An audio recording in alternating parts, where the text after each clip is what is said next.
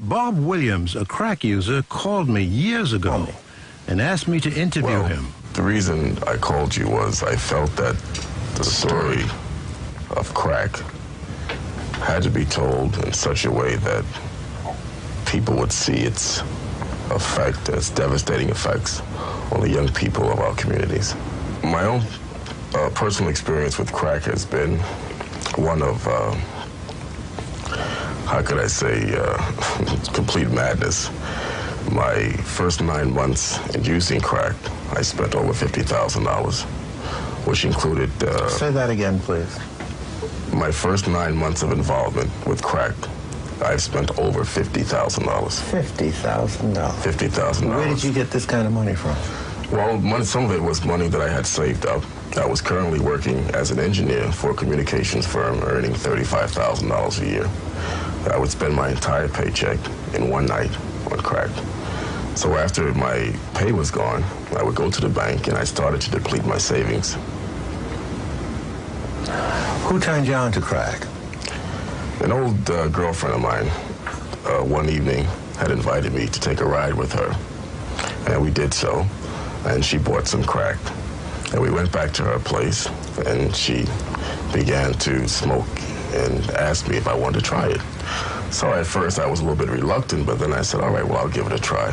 And my very first night, I believe I spent $60. The next morning, I was at the bank's door before it opened, and I spent another $400. Tell me what it was like, that first blast.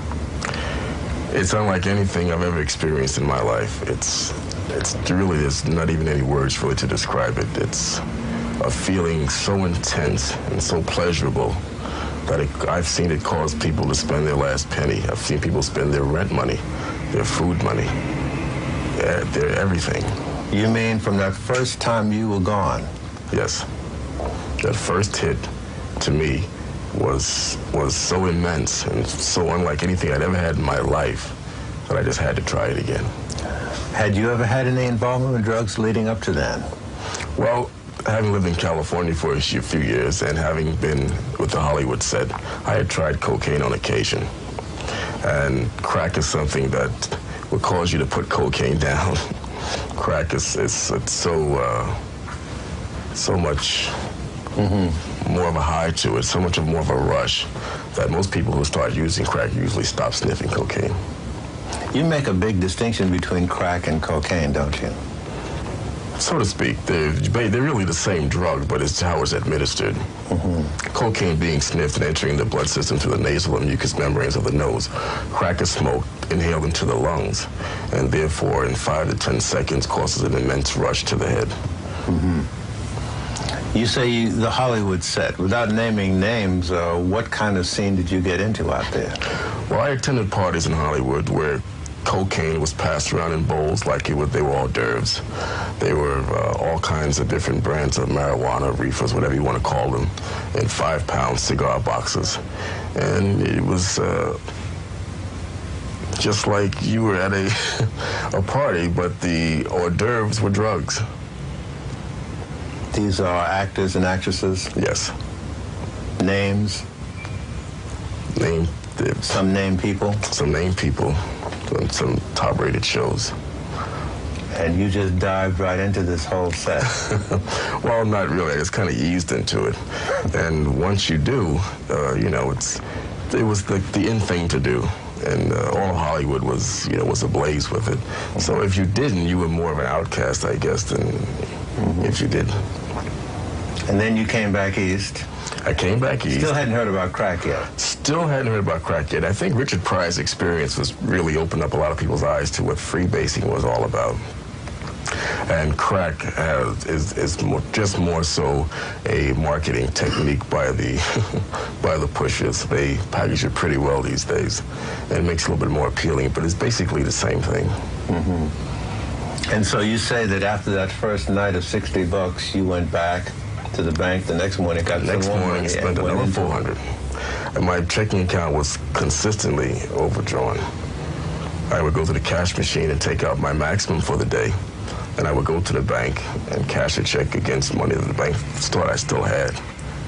And my account was constantly overdrawn, and it stayed that way. I'm self-employed now. because I've been unable to hold a job. I recently had a job that was paying me $33,000 a year, and it lasted 2 weeks. My first 2 weeks. Wait a minute. Tell me what happened with this job. Well, I reported to work on Monday. On Tuesday, I made a mistake of stopping at the crack house before I went to work. So I was absent Tuesday. I was absent Wednesday. I figured, well, I better shape up or I won't be here much longer. So Thursday and Friday, I went to work. The following Monday, after a short job I had to do, I said, well, I'll stop for a minute and I'll get one and I'll go back to work. I didn't get back to work till Wednesday. So, of course, by Wednesday, it's... and that Friday was my last day. And this was the $35,000 a year job? Yes. With an expense account? Yes. Car? Yes. And you just blew it? Just like that. How do you feel about that? Well, I have a portable skill which I could go out tomorrow and get another job if I wanted to. What I is feel that? bad about it. Well, I'm into electronics and telecommunications, and I've been in the telecommunications industry about 9 years now. So when I'm not working full-time for an employer, I work for myself, doing consulting and other jobs, installation. What specific skill do you have in telecommunications? What do you do? Well, I'm trained as what they call a switchman. I oversee telephone company electric offices, well, switching systems. When you pick up your telephone and make a phone call, it goes to a central office at the phone company. Well, that piece of equipment at the phone company that does all the switching of these telephone calls is which I maintain. The person who tries to work and maintain themselves with a situation such as crack, the two just don't mix. It's like water and oil. Am I to conclude that you're finished with it? No, don't conclude that. I probably now, on the average, spend $100 a day. It's about 2 o'clock now. Have you had any today? Not yet. Yet? Not yet. But you can believe when I leave here, it's probably made my next stop. Now, you're a well-educated man. You have some experience in engineering. Yes. You have earning power, obviously. Right. Why would you be fooling with this stuff? You can stand by and see what's happening to your own life, can't you? I used to say the same thing. I used to witness people, and even people who were close to me, have their lives destroyed by it. And I used to witness people sit in these places and spend their last penny. And I say to them, how could you do such a thing, But once you have tried it, you become the anchor banker, you understand. It's that much of a feeling or a sensation that it has wrecked lives, careers, broken up homes. It's just something you can't really describe. What kind of shape is your life in now? Well, I've been a little bit more fortunate than most that I have a roof over my head. Some people who are into crack usually pay their rent months in advance so they don't get evicted, the smart ones. Because believe me, brother, if whatever money you have in your pocket you walk in there with, you're not going to walk out with it.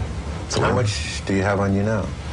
A little over $200. And you're going to blow all of that? In about an hour and a half. What's the most you've used in a day? The most I ever spent was $1,300 in 6 hours. $1,300? $1,300 in 6 hours. I can't even describe it. I defy anyone to try and tell me it's the most pleasurable thing that they've ever experienced in their life. However, I would never tell anyone to take it. But once they have, I dare them to tell me that it's not the best feeling they've ever had. You love it, don't you? Well, I don't know if I'd say I'd love it, but well, if it's the best feeling you've ever had, you know what most people automatically think. Right. And it's better than that? Yes. It's better than that. Then you must love it. It's nice. Now, I'm going to come down hard on you. Crack has made you its punk, hasn't it? It's got you running. It's got your nose open. Right. And it's your master. Yeah. You admit that, just like that. Sure. Some people won't. I know a lot of people who are undercover crack users or in the closet, but I have no qualms about saying that. Do you know anybody who uses crack and controls crack rather than vice versa? No.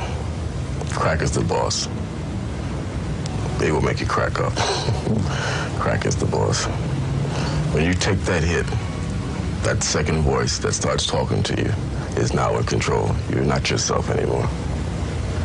You get up in the morning and that's the first thing you think about? Sometimes I dream about it. In going to these crack houses, you've probably seen some horror stories. You probably have a whole list of them, don't you? Well, unfortunately, I do. And I've seen some people as young as, I would say, probably 16, 17 years old. I have been in a crack house on occasion where a young girl came in with her father, and she couldn't have been no more than 16, 17 years old. And she says, no, Daddy, it's my turn to buy. I've been in a crack house where I saw a girl in a Catholic school uniform come in, and she couldn't have been no more than 16 or 17 years old. And she bought some cracks and left. And she didn't even go home and change clothes for her, so you didn't even send someone else for her. She came herself. I've seen telephone repairmen, equipment and all, in crack houses. I've seen security guards in crack houses. I've seen transit workers in uniform in crack houses. And I guess it disturbs them not to be there because they are there sitting, smoking away. I've seen people come from New Jersey, go to a crack house, gas tank on empty, and can't even get home. I've seen people go to lunch and never go back to work. I personally have smoked crack in Harlem Hospital in the ladies' room with a girlfriend of mine who used to work there. I've seen women who will come to a crack house with their children and have them wait outside, 8, 9 o'clock at night. Have the children wait outside? Wait outside. Children 4, 5, and 6 years old are standing outside waiting for their mothers, and their mothers are inside smoking on this crack. I've seen a girl one day brought her baby to the crack house, and she was in such a rush to get high that she couldn't wait 20 minutes to cash her check. She pawned her child to the crack man and says, please give me a dime. I'll be back in 20 minutes, hold my baby. Pawned her child? Yes, for $10. Bob Williams died not long after the interview I did with him.